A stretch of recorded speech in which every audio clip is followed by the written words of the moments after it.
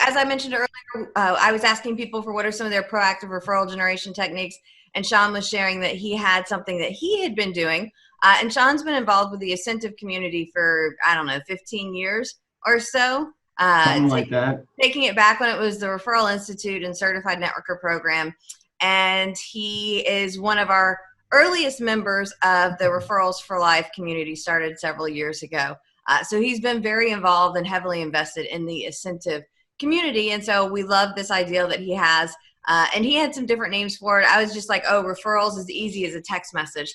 Because those of you that know me know I'm not a huge fan of working your relationships over text message typically, but things are different. Life is leading us different ways in this time of social distancing. And so he's going to talk to us. Those for you that are on Zoom Live, or if you're on Facebook Live, I'm going to keep a look to see if we have any questions. And then Shawn, I'll let you know if we have any questions coming in. But if you want to take over and tell us about your technique. Yeah, so one of the, you mentioned the Crushing Debt podcast, and I'm a huge supporter of the podcast community. Typically, I only even listen to podcasts where I've met the host. And so one of the podcasts that I listen to, and I want to give him a lot of credit, number one, for probably copyright purposes, but number two, because this is a lot where I got the idea from.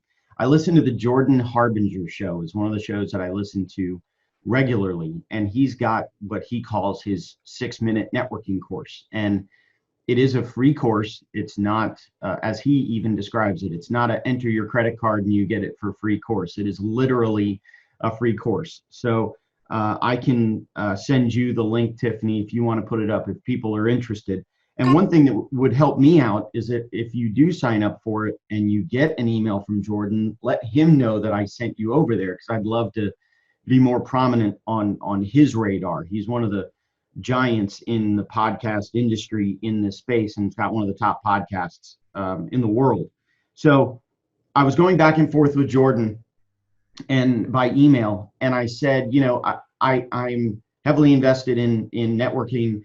I'm in a BNI group. Ascentive. I have my Ascentive connections. I train people on networking. I get it. I get the 6-minute networking course, but I don't know. And he emailed me back and something along the lines of, dude, it's free. What do you got to lose? And I said, okay, fine. So I signed up for it. So basically what the course does is it takes you through some steps on how to keep your network engaged. And especially right now where we're all sitting at home and working from home. So what I did was I took a couple of his concepts, adapted them with what I know from Ascentive and the networking scorecard and all those other things, and use some of those techniques. And using these techniques, I've done dozens of one-to-ones, either through phone or Zoom over the last couple of weeks, generated dozens of referrals for other people in my network, generated probably about five or 6 or 7 referrals for myself in my business, made tons of connections, tons of introductions. So again, using the scorecard, how are you phone calls, making connections, making introductions, generating referrals, connecting two people around a mutual interest, all of that stuff. And I've got a ton of activity going on right now. So I'll get to the meat of it, really. One of his first techniques, you take your cell phone and you go all the way down to the bottom of your text message list, and you text 4, 5, 6 people a day. And it doesn't take much. I know that I've told you, Tiffany, and I think you and I both are big fans of the Shortcuts app on my iPhone. So on Apple. So I have the text of what I send these people as a shortcut. I click the button, I paste it into the email or the text message rather, and off it goes. And so I just started at the bottom of the email list. And now, being an examiner, I tend to delete a lot of old text messages. So I've already gone through this technique once on my entire text message list. But if your text message list goes back a couple of years, it's a way to reignite some of those relationships that you haven't talked to in a year, 2 years, 3 years, 5 years, however long further back your text message chain goes. The first 4 days I did this, I sent out 5 texts a day, so 20 texts, and I got 20 responses. Oh, that's awesome. Yeah, either it was a phone call, a quick phone call, thanks for texting me, thanks for thinking of me, how are you doing? Or it was a request for a one-to-one, either through Zoom or through by the telephone. And I think my first referral came out of that first 4 days. It was a realtor that I hadn't talked to in about a year and a half, and was having trouble with a short sale, and said, hey, can you help me out? So that's that. And the text of the email is really easy. And I'm looking at my notes here, so sorry I'm not looking at the camera. But the text of them, and this is partially from Jordan's script, but I've edited it for what we're doing now for coronavirus. But it's just, hey, blank, whoever you're sending the text to. This is Shawn Yesner. Now, if I know the person, I take that line out. If I think that it's been a couple of years and they may have gotten a new cell phone, or they may, I'll leave it in depending on who I'm texting. But hey, blank, this is Shawn Yesner, if necessary. Hope things are well and you're staying safe during the pandemic. No rush to reply, as I understand you may be busy. I'd enjoy catching up by phone or Zoom. If you have some time available, let me know. That's it. And I'm going to ask you to repeat that one more time. For those of you here on our Zoom webinar, I am putting it into the chat box, so you have it written out, and I'll put it into the Facebook Live section as well, so you have it. But Shawn, you want to give it to us one more time? Hey, that sounded weird, didn't it? And I'll do it. Hey, blank. This is Shawn Yesner, if necessary. I hope things are going well and you're staying safe during the pandemic. No rush to reply, as I understand you may be busy. I'd enjoy catching up by phone or Zoom. If you have some time available, let me know. Oops. I'm getting my volume from my phone. I hope things are going well and you're staying safe during the pandemic. No rush to reply, as I understand you might be busy, but I'd love to hear what you're up to. If you want to connect by phone or Zoom, let me know. Yeah, what you put in the chat is what I send out. I cut out of your notes. Yeah, I know. I know. Same thing. I edited up, and I've been evolving it slightly, for things that work and things that don't work. So that's been the first technique that I used, and that's been one of the most successful. That's the one that's generated a bulk of the activity. One of the other tips is you go into your email and you just start typing. So AB, and see whose email pops up. And if it's someone you haven't talked to in a while, I edit that text slightly for emails versus text, but that's basically the same text I send away by an email. Obviously, I don't need to include "this is Shawn Yesner" because it's in my signature block. Right. Those types of things. Sometimes I'll put in there, I know it's been a while since we've talked, something along those lines. So that's the second technique, is the email list.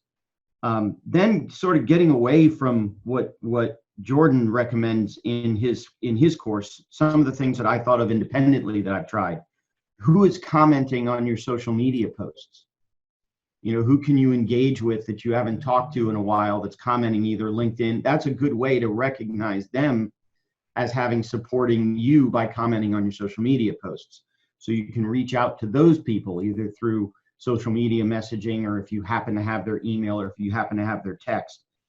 One interesting thing I've noted of all of these techniques, the one that gets the fastest response and the most consistent response is text. Yeah.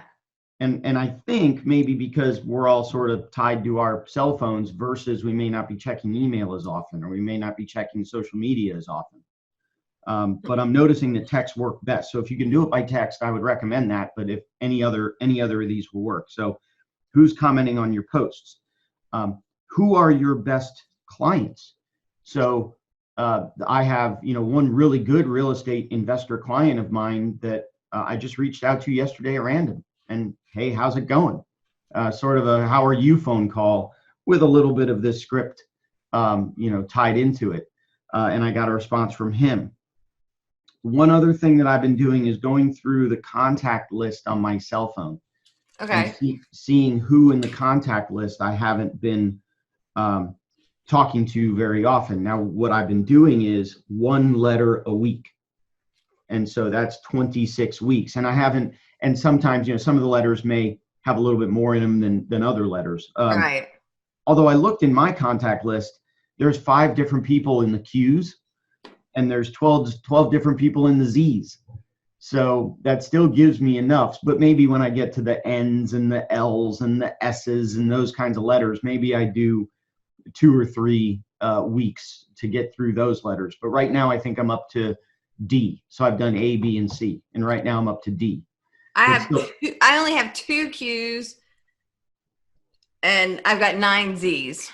But still 9 Z's would give Yeah. you, if you did 5 a day, that would give you 2 days worth. Or if you did, and literally this takes me a few minutes.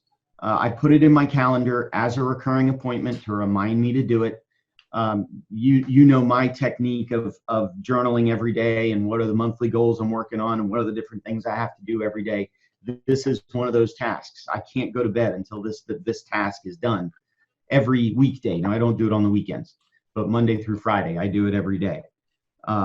So that, like I said, I'm up to D right now. So I'm working on D for next week.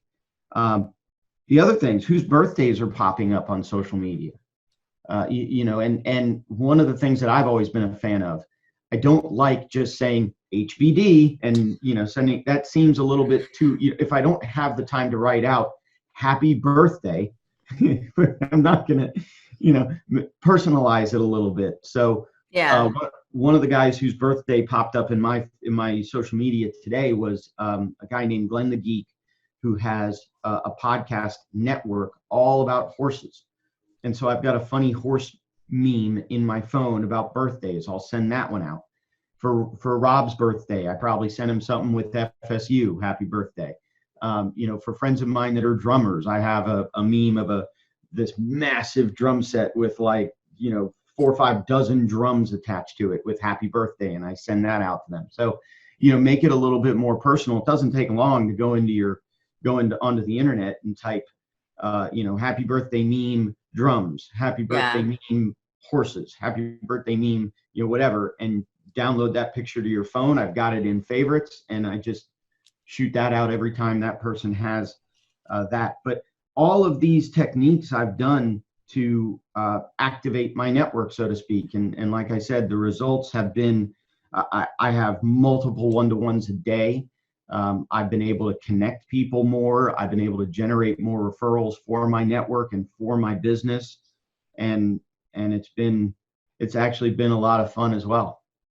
Cool. Awesome. Well, I'm glad you shared that with us. I mean, we can still pick up the phone and do some how are you doing phone calls, but you also have text messages, email, social media as the way to stay in touch. And I think that's just key right now is staying in touch, staying top of mind with folks. Right. Which is what this is helping me to do. If we want to find you somewhere, Shawn, where can we find you? Easiest place to find me is the law firm website, which is yesnerlaw.com. That has all the different links to the social media pages. The book is available on Amazon. The podcast is available wherever you listen to podcasts, whether that's Apple or Google or Spotify or Stitcher. And don't come at me with which one is better than the other. As long as you're listening to podcasts, you can find Crushing Debt there. Cool. Well, thank you so very much.